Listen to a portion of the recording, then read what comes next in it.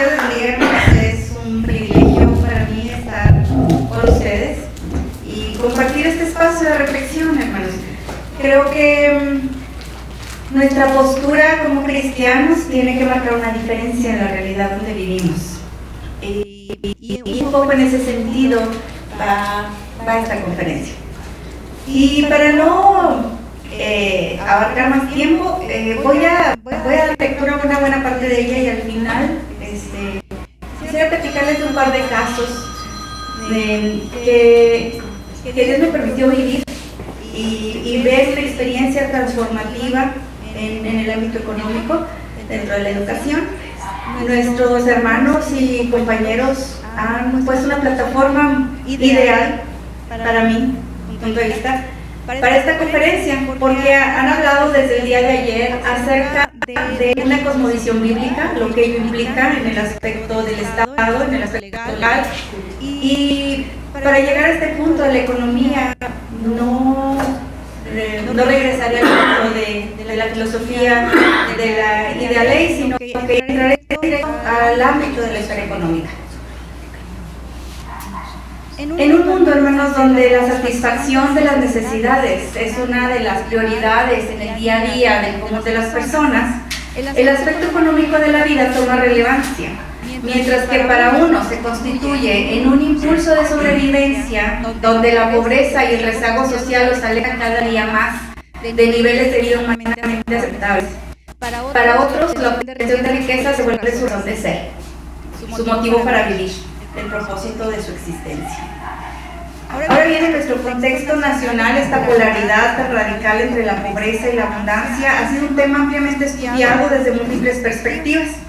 Se ha tratado de indagar sobre las razones de la pobreza, aludiendo a la falta de educación de la población, la limitación en las libertades para acceder a mejores condiciones de vida, como vivienda, salud, empleo, seguridad, entre otros, y en muchos casos atribuyendo al Estado la responsabilidad de la ineficiencia de las políticas de redistribución del ingreso nacional. Pero, ¿qué diría Cristo al respecto? ¿Hay en las Escrituras alguna guía sobre este asunto? ¿Es la satisfacción de las necesidades humanas un asunto particular de cada individuo o el Estado tiene alguna responsabilidad en este tema? ¿Qué propone una visión reformada de este aspecto de la realidad? Nosotros como hijos de Dios tenemos una gran responsabilidad a este respecto, pues fuimos puestos en esta tierra para labrarla y guardarla. Fuimos hechos para vivir en familia, en comunidad, no como individuos aislados. Fuimos llamados a ser bendecidos y a bendecir, a fructificar y multiplicarnos, a llenar la tierra y sojuzgarla, a señorear en toda la creación para la gloria de Dios.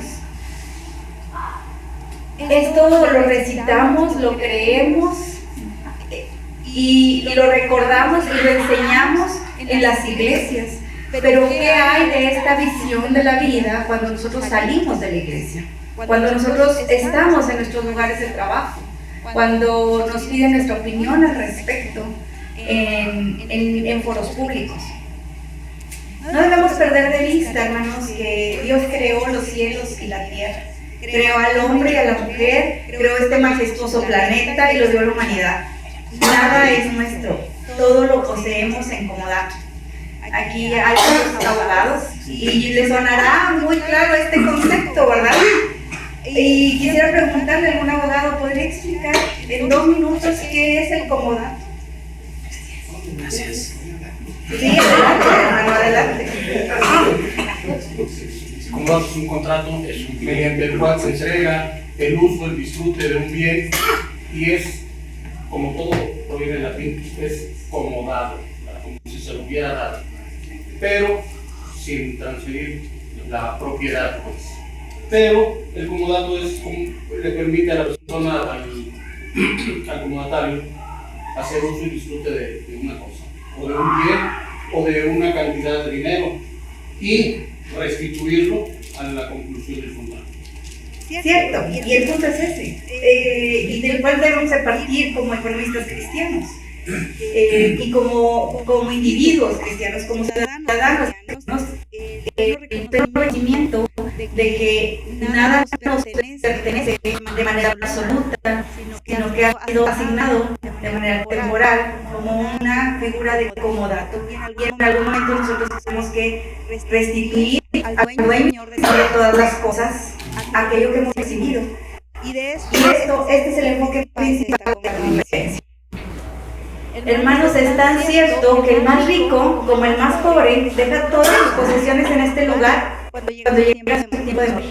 Al final rendiremos cuentas delante del Creador sobre cada cosa que tuvimos en posesión y nos preguntará como a Caín también: ¿dónde está tu hermano? Espero que no contestemos como aquel hombre diciendo: ¿acaso debía cuidar de mi hermano? Cuando nosotros cambiamos la perspectiva de nuestras vidas y toma otra dimensión o nivel de prioridad el aspecto económico, cuando nos colocamos en el punto de origen, que fuimos creados a la imagen de Dios, puestos en un lugar específico con un propósito y un llamado, no solo para satisfacer necesidades limitadas como la teoría económica nos comenta, sino que fuimos hechos para honrar a Dios con nuestras vidas, para darle al Señor lo mejor, pues todo fue hecho por Él y para Él, pues tenemos el llamado de redimir todas las cosas en Cristo Jesús, Señor nuestro. Recuerdo en este punto una frase muy significativa del Dr. Roberts, que nos dice que nuestro Señor Jesucristo es primero Salvador, para luego poderle reconocer como Señor. Pero no solo dentro de la iglesia, y no solo viene a redimir nuestra alma, sino viene a redimir todos los aspectos de nuestra vida y entre ellos el económico. Hoy día, hermanos, la economía dice que es la ciencia que estudia la satisfacción de las necesidades ilimitadas con recursos limitados. Y ciertamente el común denominador entre todos los humanos, sea cual sea su religión, su raza, su clase social, sus convicciones culturales, sea cual sea, todos diariamente enfrentamos satisfacción de necesidades. Y todos buscamos la satisfacción de ellas. Pero nosotros como cristianos tenemos que marcar una diferencia. Esta es la primera generación, según algunos autores, que consume más males que bienes. La gente tiene necesidades ilimitadas, pero pareciera que ahora están determinadas por la concupiscencia del corazón del hombre. En las generaciones anteriores, siglos anteriores, la gente se preocupaba por alimentación, vivienda, salud, seguridad, y eso consideraba estándares de pobreza o de riqueza. Pero hoy día, hermanos, una gran cantidad de los recursos económicos que circulan se destinan no a la adquisición de bienes, sino de males. Es triste ver que esta es una de las primeras generaciones que está experimentando un desvío de recursos que en otro momento se había consumido en alimentos, en vivienda. Hoy se consumen drogas, pornografía, se consumen armas, es decir, cosas que no podrían ser consideradas desde la perspectiva económica como bienes, porque no le generan al ser humano una satisfacción de una necesidad fundamental, sino que se desvían hacia otro tipo de deseos que no necesariamente satisfacen el corazón del hombre. Este es un punto de reflexión en estos días. ¿Será que las necesidades del ser humano son ciertamente ilimitadas? ¿O es que el corazón del ser humano está tan vacío, tan ausente de Dios, que busca llenar el corazón con una serie de cosas que no son bienes, sino males? Y esta generación es la primera que está dispuesta a pagar una gran cantidad de dinero por adquirir algo que le hace daño, por adquirir algo que le mata, por adquirir algo que le hace vivir sin paz y sin progreso. El día de hoy quisiera hablarles acerca del fundamento de una visión reformada de la economía, y hablaremos hoy de 5 principios escriturales que aplican tanto en el ámbito personal, familiar e incluso en el ámbito del Estado. Los economistas habitualmente dividimos la economía en dos grandes partes. La microeconomía, que estudia la forma en la que los individuos toman sus decisiones de consumo, de satisfacción de necesidades, y por otro lado la macroeconomía, que habla acerca del agregado económico, ¿verdad? Cómo es que se comportan las finanzas nacionales.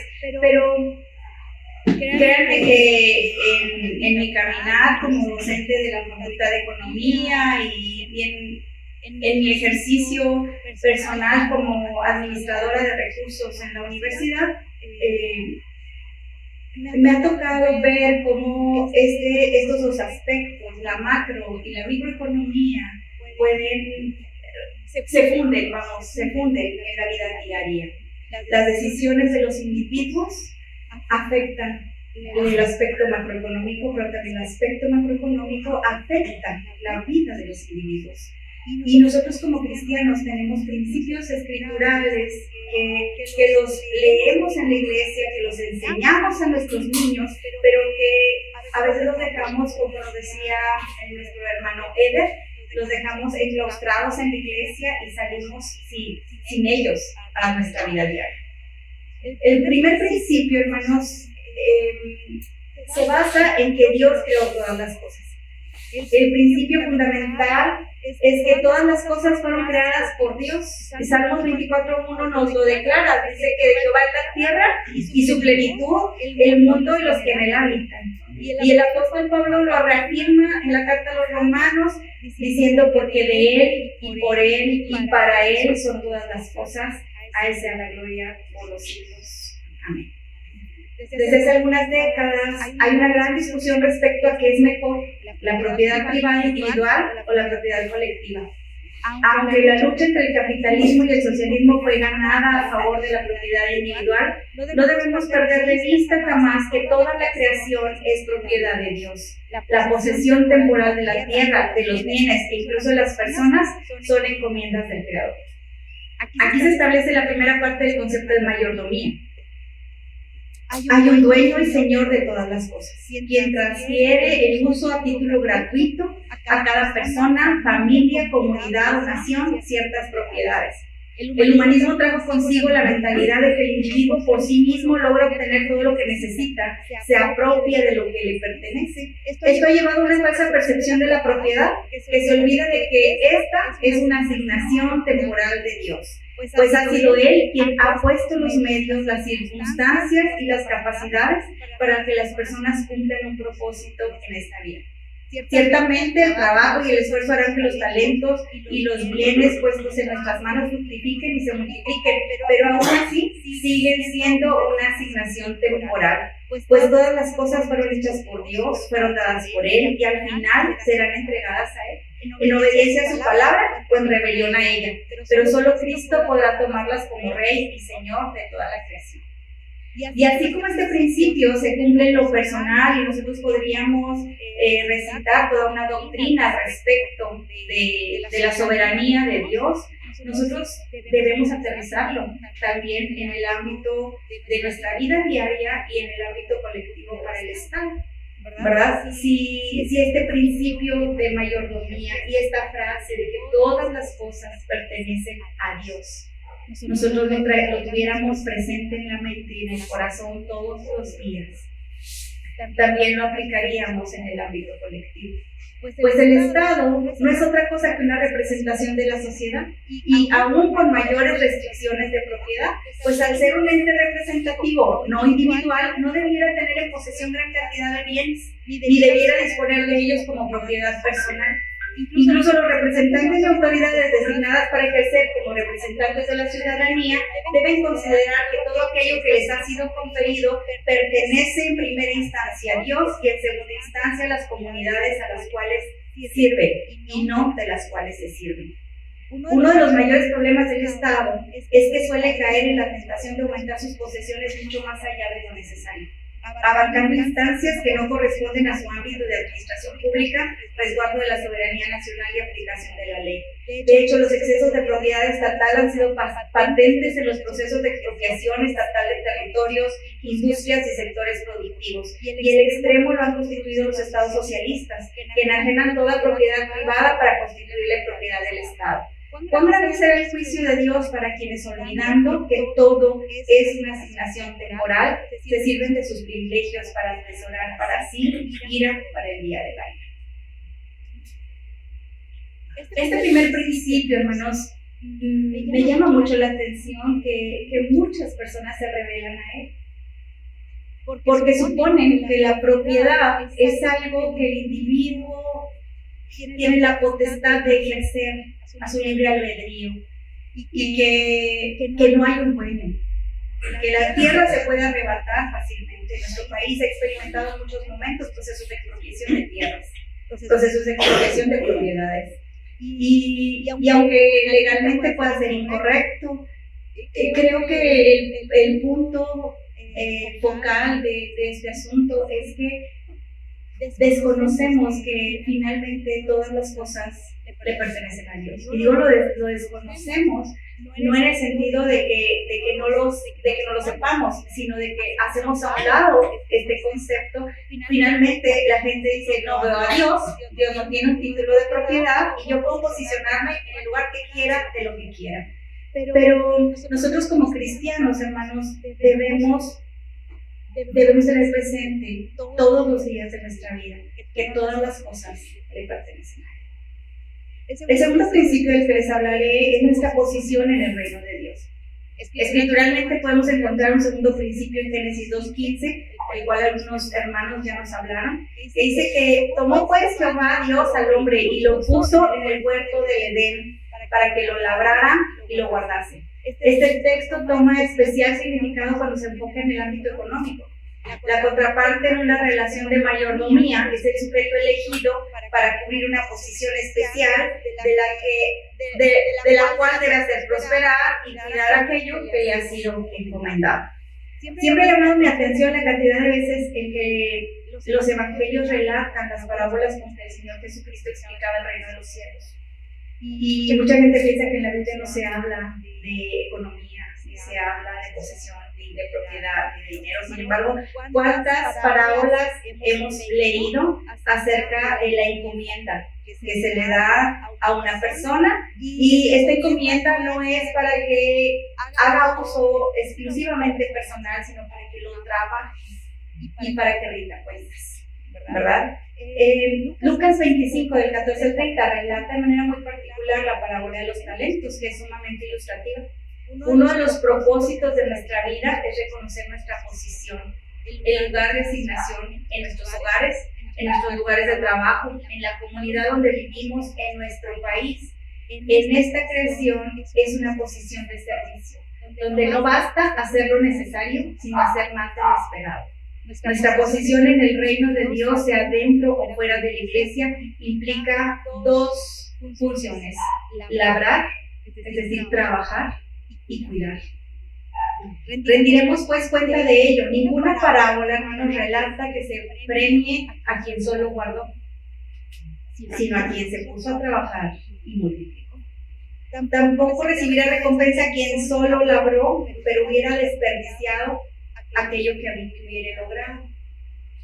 Hoy día tenemos el humanismo atraído a la mente de las personas la idea de que son los esfuerzos individuales y los derechos individuales los que nos posicionan en una condición, en un trabajo, en una situación, y que son nuestros deseos y que son nuestras determinaciones lo que nos lleva a posicionarnos en un lugar más alto. Pero nosotros como cristianos debemos tener muy claro que Dios pone al hombre y lo pone no para engrandecerse, sino para servir. Lo pone ahí para fructificar y multiplicar. Los economistas hablamos mucho de la productividad marginal, la productividad total, el crecimiento económico, y tenemos muchos términos técnicos para hablar acerca del término fructificar y multiplicarse. Pero yo creo que que el Señor sabía perfecto que Él puso en el hombre capacidades, habilidades, talentos, de los cuales nos pedirá cuentas. Tenemos el deber, hermanos, de reconocer que la humanidad tiene una gran deuda con su Creador. Pues definitivamente la labor del hombre en los últimos 2 siglos ha superado por mucho el trabajo científico y tecnológico de nuestros antepasados. Sin embargo, también se ha superado la capacidad destructiva que se ha generado por la producción masiva y el despilfarro y destrucción de recursos naturales. Recuerdo un mensaje que leí de nuestro estimado doctor Van Dyke, donde reflexionaba acerca de la labor del hombre en la creación. Y terminaba su escrito diciendo: ¿qué le diremos al Padre cuando nos pregunte qué hicimos con su jardín? Hemos aprendido a labrar muy bien la tierra. Y recuerdo el estudio de uno de mis compañeros de la facultad que se ha especializado en desarrollo sustentable y decía que la producción mundial es suficiente para alimentar a toda la población existente actualmente en la Tierra, y aún quedaría un remanente. Y sin embargo tenemos gente padeciendo hambre, porque el problema de nuestros días no es cómo producir más. El problema de nuestros días es cómo distribuir mejor. El problema de nuestros días no es que no tengamos suficiente espacio para vivir, es que cuidemos el espacio donde vivimos. Así como los individuos hemos recibido una posición y una encomienda, ¿cuánto más relevante será cuando Dios y nuestros conciudadanos han conferido una posición y una encomienda a quienes integran el aparato gubernamental? Cuán fácil resulta olvidar que esa condición es temporal y que se espera de ellos que trabajen arduamente para hacer prosperar la nación. Que guardar la porción encomendada es un imperativo de sus nombramientos. Es indispensable recordar que solamente somos mayordomos de una gran hacienda, pero no les pertenece. Que su posición es temporal, pero su recompensa será eterna. Vida eterna a los que perseverando en bien hacer buscan gloria, honra e inmortalidad, pero ira y enojo a los que son contenciosos y no obedecen a la verdad, sino que obedecen a la injusticia, tribulación y angustia sobre todo ser humano que hace lo malo, como escribía Pablo en su carta a los Romanos. El tercer principio del que quiero hablarles, hermanos, es nuestro trabajo en el reino. Como se comentó anteriormente, fuimos llamados a ser bendecidos y bendecir, a fructificar y multiplicarnos, a llenar la tierra y sojuzgarla, a señorear en toda la creación para la gloria de Dios. Nuestra posición, hermanos, no es solo local, sino global. Nuestro llamado es a reconocer que la humanidad recibió la bendición de Dios. El Señor ha depositado su confianza en la humanidad a pesar de nuestros errores y debilidades. Dios nos ha conferido no solo una posición, sino una labor, un llamado cultural que impacta en todos los aspectos de la vida. Somos llamados a hacer todo lo que hemos recibido de Dios, hemos sido llamados a hacer que todo lo que hemos recibido de Dios dé fruto abundante, a multiplicar aquello que el Señor puso en nuestras manos, sean dones, talentos, capacidades, habilidades, bienes, propiedades, todo lo que de gracia recibimos, también de gracia debemos brindarlo como fruto abundante para la gloria de Dios y para el servicio a nuestro prójimo. Mucho se ha escrito por economistas de diferentes épocas respecto a la efectividad de la división del trabajo, la especialización de las personas e incluso de las comunidades en la generación de aquello para lo que somos altamente productivos y el intercambio justo de bienes y servicios que son útiles a unos y otros. Pero ¿qué pasa en aquellas comunidades que se hunden en la pobreza mientras sus frutos se pudren en el suelo? ¿Qué pasa en aquellas grandes ciudades donde la producción masiva es impresionante, pero su población vive en condiciones de pobreza? La humanidad se ha hecho experta en producir grandes cantidades de bienes y servicios. Cumple satisfactoriamente el llamado a fructificar y multiplicar, pero he entendido mal la segunda parte de este versículo, enseñoreándose de su prójimo, no solo de la tierra, del mar y los animales creados, sino que ha llegado al extremo de enseñorearse de aquellos cuyas condiciones sociales y culturales les ha dejado en desventaja. Las condiciones de bajos salarios, casi de subsistencia, e intermediación comercial que absorben la ganancia del productor agrícola, aquellos que con balanzas y pesas injustas obtienen y atesoran ganancias para sí, aquellos que se aprovechan del trabajo infantil e infringen las leyes laborales, son algunas de las principales causas de la pobreza y la desigualdad. No solo el Estado es responsable de la pobreza al hacer una mirada ciega ante la justicia y la impunidad, al malgastar los recursos de la ciudadanía, al desviar los fondos hacia intereses personales, al ejercer infructuosamente los recursos. Somos también todos quienes podemos tener un empleado sin otorgarle un salario digno y las prestaciones correspondientes. Somos todos quienes aceptamos la compra de productos manufacturados por trabajo mal remunerado. Somos todos quienes regateamos el precio en los mercados locales mientras aceptamos los precios de los grandes centros comerciales. Somos todos que sin ética ni compromiso social hacemos la vista ciega ante la necesidad de quienes padecen violencia y maltrato laboral. Somos todos quienes despilfarramos los recursos naturales y desperdiciamos el alimento en lugar de compartirlo. Somos todos cuando evadimos pagar los impuestos, cuando adquirimos bienes y servicios inútiles en lugar de comprar cosas útiles para quienes más lo necesitan. Somos siervos inútiles cuando solo hacemos lo que nos mandan hacer, cuando no trabajamos cabalmente las horas que nos pagan, cuando entorpecemos el trabajo de otros, cuando desperdiciamos los bienes que hemos recibido en encomienda, cuando atesoramos y no ponemos a trabajar los recursos que poseemos. ¿Y qué decir del Estado? Cuando injustamente toma los recursos del pueblo y los malgasta en asuntos personales y en agendas destructivas y nosotros lo toleramos. ¿Cuándo no será aquel día en que rindamos cuentas al Señor por nuestro trabajo, por la labor encomendada, por la procedencia de cada moneda que hemos recibido, por la forma en que hemos gastado los recursos que nos ha dado? Estamos a tiempo de arrepentirnos, de aprovechar el recurso del perdón y hacer de este el año del Señor. Un tiempo de ponernos a cuentas con aquel a quien le debemos. Un tiempo de compartir con otros el fruto de nuestro trabajo. Un año de amar al que nos dio ese trabajo y no solo el trabajo mismo. Un año de crear posibilidades de ayudar a los que menos tienen. Un año donde nuestro trabajo dé fruto abundante para la gloria de nuestro Dios. Ser productivos no es solo un mandato de nuestro jefe, de nuestro patrón directo. Ser productivos es un mandato de Dios. Ser abundantes en la producción de lo que haya sido nuestro llamado, ser cabales en el ejercicio de nuestra profesión, es un llamado de Dios. Y nosotros como cristianos debiéramos ser la diferencia. Se debe notar, hermanos, un negocio cristiano de un negocio pagano.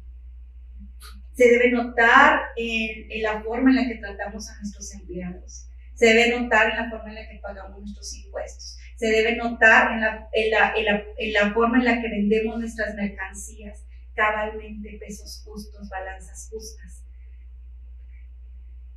Hoy día, hermanos, la economía está más enfocada en cómo atesorar y acaparar dinero que en cómo redistribuirlo mejor. Y un país puede generar mucha riqueza, pero si no está bien distribuida, puede ser un país considerado pobre, porque su calidad de vida merma.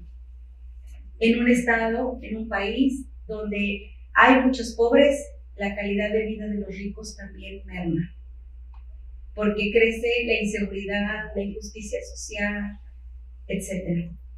Es nuestro deber trabajar. Uno de los elementos principales que el protestantismo aportó a la economía son las 5 libertades económicas. ¿No? Tenemos derecho a la libertad de propiedad. Hablaba con mis estudiantes hace algunos meses sobre la influencia del protestantismo en el desarrollo económico de muchos países.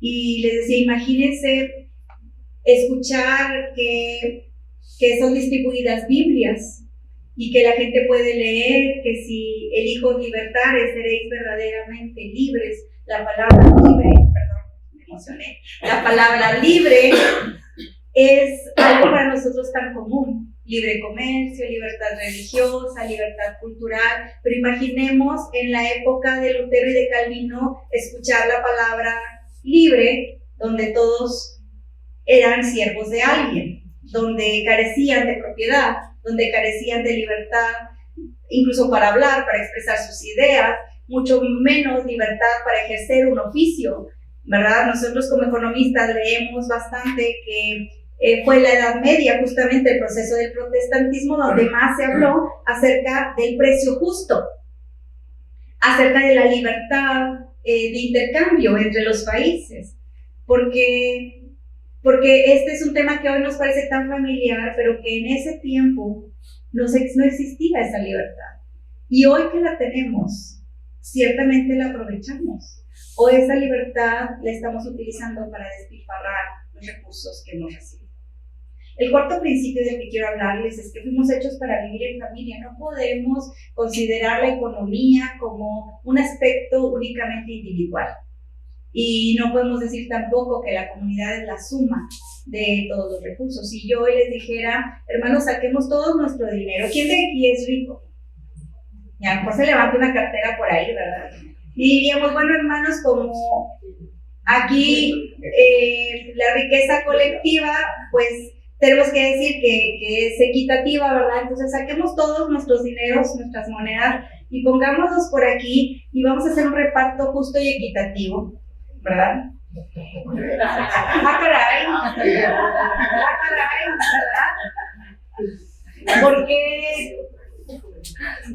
pondríamos en tela de juicio qué es mejor, la libertad individual y cada quien tiene lo suyo, o será mejor que todos tengamos lo mismo, como plantea el socialismo, recuperamos todo lo de todos y entonces lo repartimos por igual. Cuando nosotros vemos que aunque la tendencia en nuestros días es este marcado dualismo, esta disyuntiva entre el individualismo subjetivista y vitalista, que considera que la vida temporal es todo lo que existe y que por tanto cada individuo deberá decidir lo que más le conviene en función de sus gustos y sus preferencias, sin considerar las implicaciones de largo plazo y colaterales que tendrán para sí mismos o para la sociedad, lo que los economistas llamamos externalidades, ¿verdad? Por otro lado, el colectivismo progresista, postmoderno, que plantea que lo que une a los individuos es su posición dialéctica como opresores u oprimidos. Estás de un lado o del otro, que establecen relaciones efímeras, sin significado ni expectativas de largo plazo. Así pues, ninguno de estos dos modelos ofrece un fundamento sólido para la sostenibilidad económica, política y social de la humanidad, y mucho menos para su estabilidad emocional, ética y espiritual. Así pues, la propuesta cristiana seguirá siendo el principio escritural de Génesis 2:18. Y dijo Jehová, no es bueno que el hombre esté solo, le haré ayuda idónea para él. El ser humano no fue creado para estar aislado y solitario, sino para surgir de una comunidad básica que es la familia. Nuestros polos opuestos, el humanismo, destruyen la familia porque dice lo que importa es el individuo. Así es que el individuo se gaste lo que quiera y compre lo que quiera. Y por el otro lado el socialismo, que dice lo que importa no es el individuo, lo que importa es la comunidad, pero tampoco importa la familia, porque el colectivo social es lo que es importante en este sentido. ¿Qué decimos los cristianos? ¿Cuál es nuestra propuesta como cristianos ante estas dos posturas? Desde una perspectiva económica, el egoísmo individual fue el punto de apoyo para la construcción de un capitalismo a ultranza, donde los intereses individuales se suponía constituirían la base del bien común. Sin embargo, la polarización de la sociedad, en países ricos y pobres, barrios ricos y pobres, personas ricas y pobres, dan evidencia de que el egoísmo no puede ser la base sobre la cual se pueda construir una sociedad justa y próspera. Definitivamente, el segundo mandamiento más importante, amar al prójimo como a nosotros mismos, es la base de una sociedad cuyos principios permitan conjuntar esfuerzos, responsabilidades, proyectos, metas y logros, donde tanto los costos como los beneficios sean compartidos.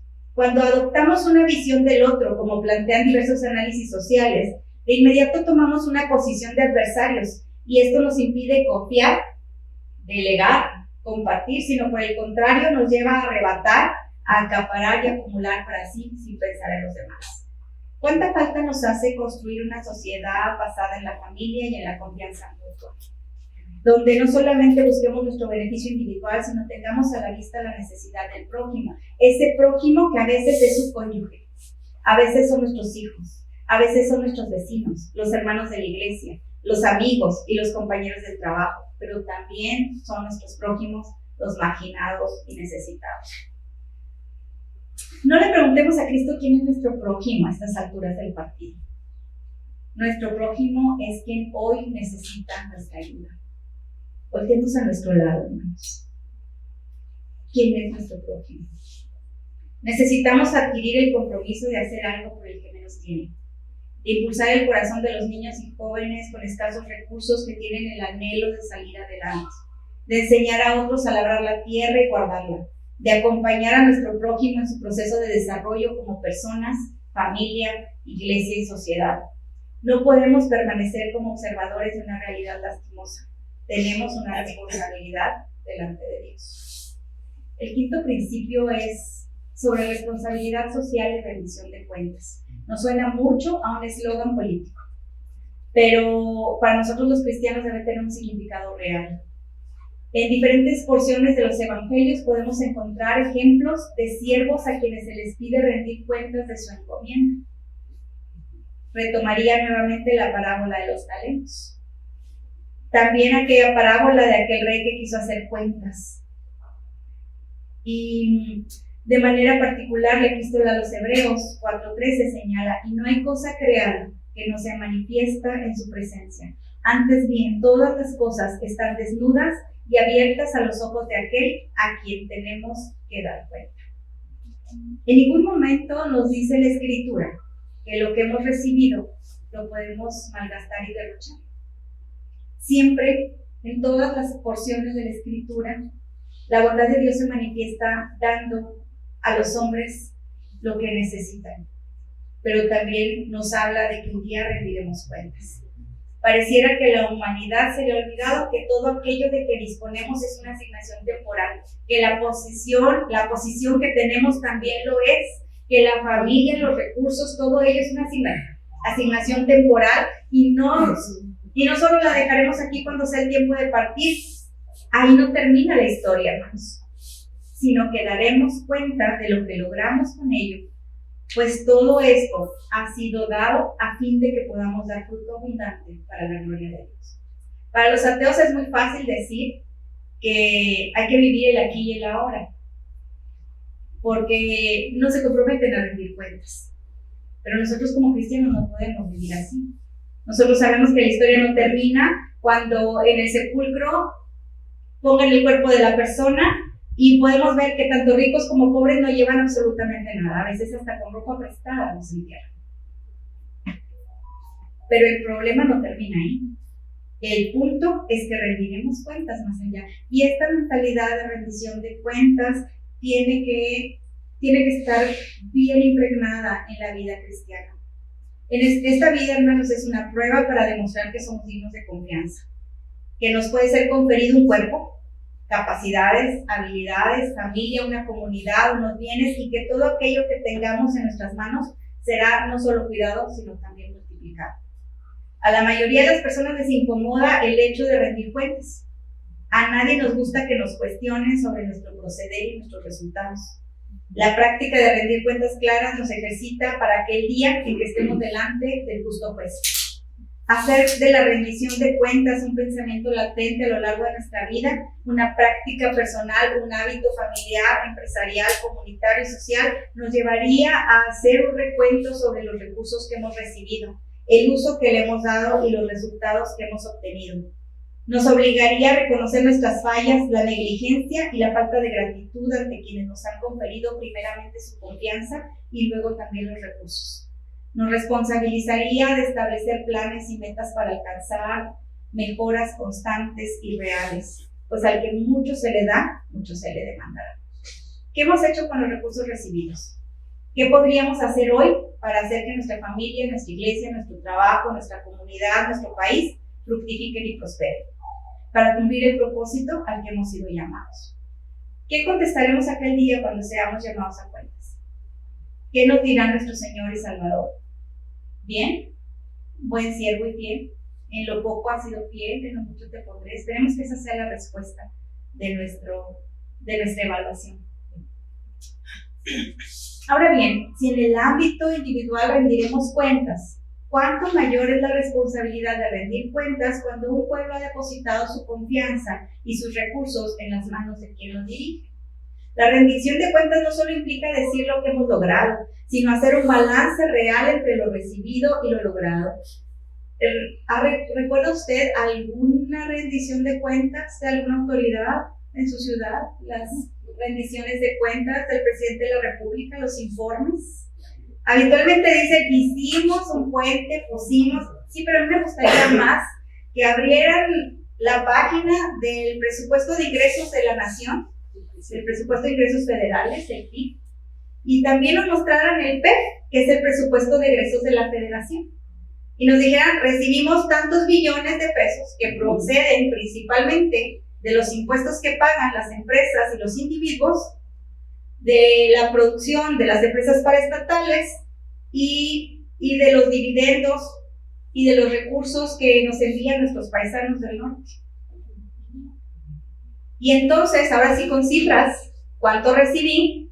Como la parábola de los talentos, ¿cuántos talentos te di? ¿Qué hiciste con ellos? Porque la parábola dice, los trabajé, los metí al banco, o sea, hice algo con esos recursos y luego puedo decir cuánto logré de más.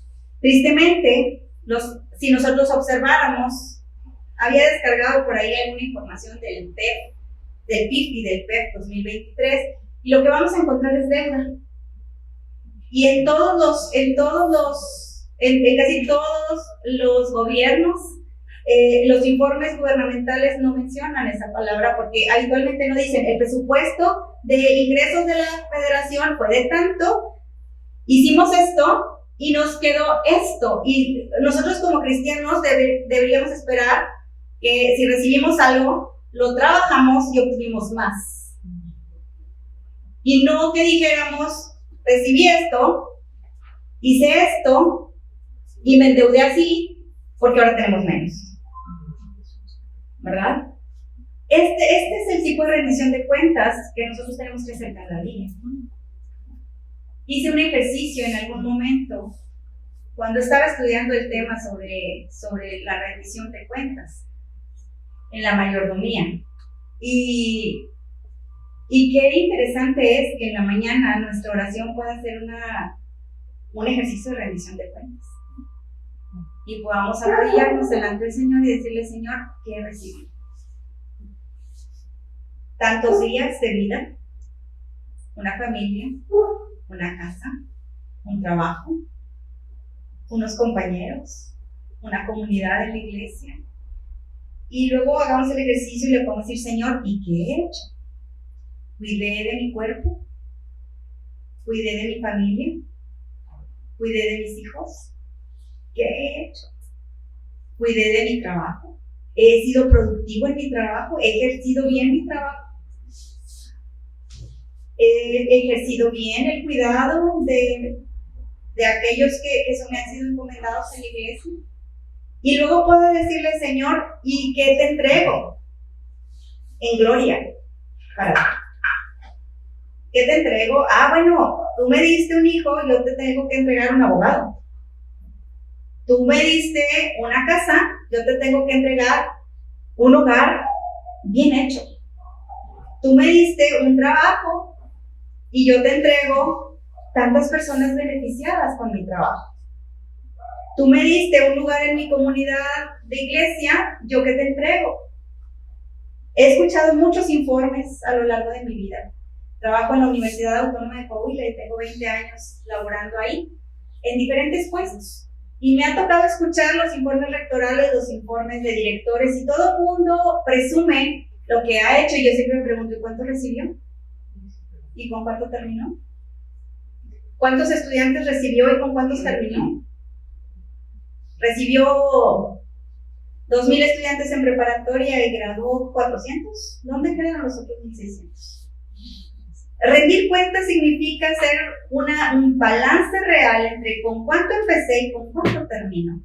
Y si tengo el compromiso de multiplicar y fructificar, debo ver resultados tangibles al final. ¿Sí? La rendición de cuentas, hermanos, no solo implica decir lo que hemos logrado, sino decir lo que hemos ganado o perdido. Queridos hermanos, conciudadanos del reino de Dios, hemos recibido el honor de tener una encomienda de parte de Dios, en lo personal, en lo familiar y en lo social.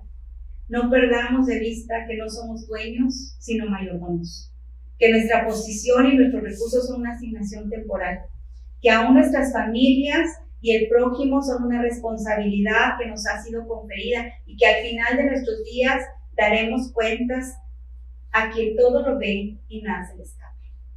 Deseo con todo el corazón que sus vidas sean bendecidas y prosperadas a fin de que logren cumplir el propósito al que han sido llamados. Y podamos gozarnos el día que rendamos cuentas y podamos decir, tú me diste esto, Señor, y yo te entrego esto para tu Dios. Dios te bendiga. Amén.